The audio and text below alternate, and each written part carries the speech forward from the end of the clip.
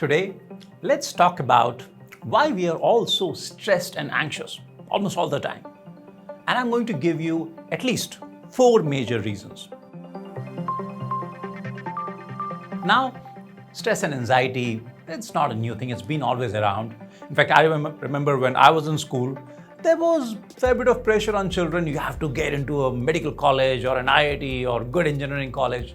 Now, that is there. That has not gone anywhere, but that's not enough. It's not enough to get into an IIT. Now you have to be Forbes 30 under 30 or 20 under 20. God knows. The expectations have just gone crazy. If we set up a business once, the goal would have been build a good business, make it profitable, be sort of reasonably wealthy, and that was okay. Today, you have to be a unicorn. You have to be a billionaire. Now, all these expectations, they are just completely unreasonable.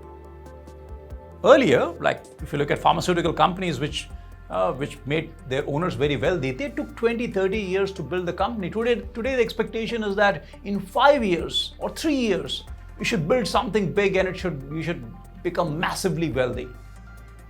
Now, think about this. If I were to just give you let's say a hypothetical example, think about 2 of your classmates or 2 people you knew maybe from your school, college, etc. Now, if I tell you this, you know what? One of them has started he or she launched a startup and it is funded $20 million by this VC fund and they are doing all of this. And what are you doing? And by the way, the other guy, he got into Amazon and he's drawing a salary of like $200,000. And think about it. Time is going by. Every day the clock is ticking. You wait for 3 years, the opportunity is gone. Now, if I start talking to you like that, what happens? Your stress has already gone up. It's okay to have high expectations, but this unbelievably unreasonable expectations today that we have, that is weighing everybody down. It doesn't matter how well you're doing.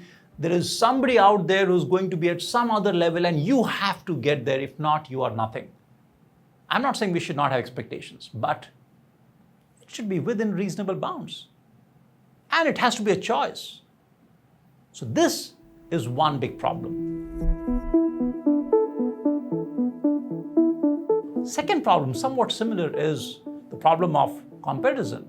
Now, we have always been comparing ourselves against our neighbors and what is that other kid doing and all of that was there. But now with social media, this has gone completely crazy. And it's gone into areas where people would not even pay attention to earlier. Just as an example, there was recently a study, in fact a report in the Wall Street Journal, which looked at Facebook and Instagram. And what they found was that 1 in 3, I repeat, 1 in 3 teenage girls are reporting issues about body self-image.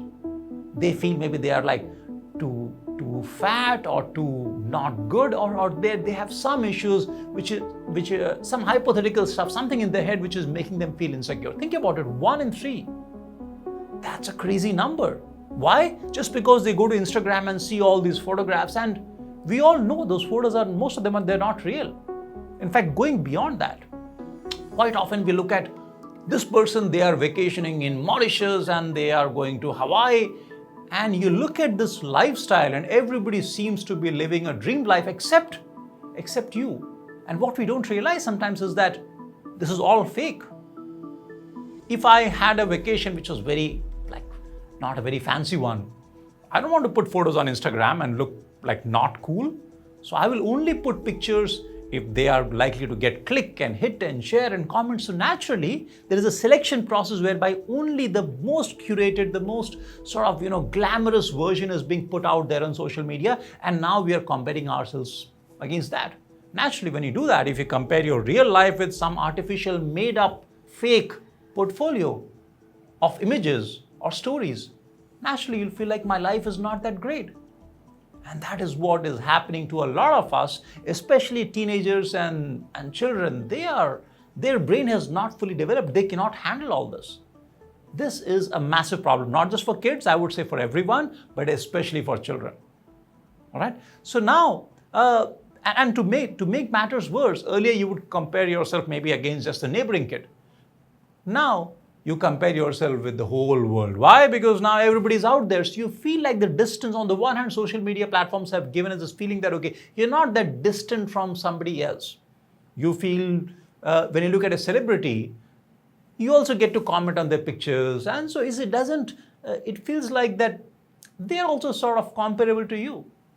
So now you can compare yourself against everybody in the world and feel terrible about it and get anxious and depressed. And this is not theory. We know this is happening. In fact, the same Wall Street Journal report I talked about, it actually mentions that a lot of kids especially, they're self-reporting feeling anxiety and depression because of Instagram and social media. The smartphone habit per se, what has it done? Maybe like 10, 15 years back, when you used a phone, it was a choice. Now in our brain, something has changed. What has changed? Earlier, the decision to open a phone and check your email, it was a conscious choice. You were thinking about it. It was a thoughtful decision. It was a mindful action. In neuroscience terms, your prefrontal cortex, the part of your brain which is a thinking brain, that was involved. But now when we keep using our phones day in and day out, 200 times a day, checking it all the time, smartphone has become a habit, and now that habit is so damaging and so compelling that it has become an addiction. So essentially now it's no longer a thoughtful activity. It is now operated by different parts of our brain which control habitual action, and this has become an addiction. And one big problem and one reason why this is creating stress is now when it becomes a habit, when it becomes a compulsion, an addiction, we do not have control. Whenever you don't have control, what happens? You feel helpless. What does helplessness do? Helplessness makes you feel more stressed and anxious and can even lead to depression. So now, when you start your day, you know that today, even if I want to, I will not be able to control myself. I'll not be able to control my day. I'll end up distracting myself. I'll end up checking my phone 50 times during the day. You know I don't want to do it, but you know I will not be able to control. Think about it, how helpless that feels. And that helplessness, because of these addictions, that's like the third big problem. And the fourth one, which is sort of related, is that when our mind is always caught up in all these distractions and phone and so much of constant excitement, information, everything is coming at us all the time, what is happening is our mind is never present. We are not engaging with even the person sitting next to us. We are not talking to people. We are always on the phone. If a book is given to read, now many of us are not used to sitting and reading something for like half an hour or 1 hour. So our mind wanders very frequently. When mind is wandering all the time, what happens? First thing is we are not experiencing life. We are just going through it like a zombie, which makes you unhappy, and happiness further creates stress. Second thing is, when we are not present, when your mind is wandering all the time, what will it do? It will go into the future, it will go into the past. So we'll go to the past, pick up something, why did this happen? Why did I do that, take that action? And we'll have this sense of regret. Again, that will create anxiety and stress. Or we'll think about something in the future and pick up some event and think about what will happen if something goes wrong, and we can catastrophize and again create worries, and worries can again create anxiety and then stress. In essence, if we are not present, we are just moving around all the time, then we are going to find things to worry about, to stress about, to feel anxious about. So these are at least these are the 4 major reasons why today we are feeling so stressed and anxious.